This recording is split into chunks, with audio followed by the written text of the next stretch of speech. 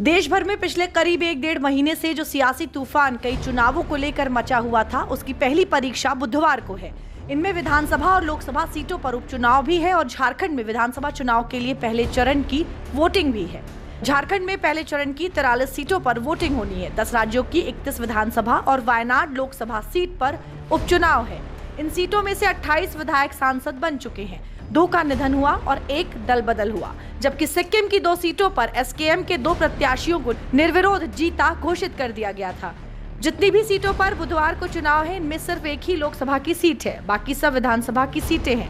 वो भी लोकसभा सीट पर उपचुनाव इसलिए हो रहा है क्योंकि राहुल गांधी ने जीती वायनाड की सीट अपनी बहन प्रियंका गांधी को दे दी है। अब एक बार राज्यों के हिसाब से भी होने वाले चुनावों पर नजर डालते हैं।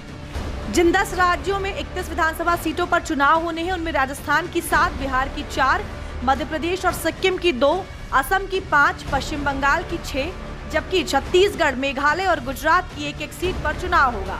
वहीं जिन 2 सीटों पर चुनाव होगा, उनमें एक विधानसभा सीट तो दूसरी लोकसभा की सीट है। अब इन 31 सीटों में कितनी सीटें किसके पाले में जाएंगी, ये तो वक्त ही बताएगा। फिलहाल चुनाव आयोग इन सीटों पर वोटिंग कराने की तैयारी पूरी कर चुका है। बुधवार को सुबह से इन सभी सीटों पर वोटिंग शुरू हो जाएगी।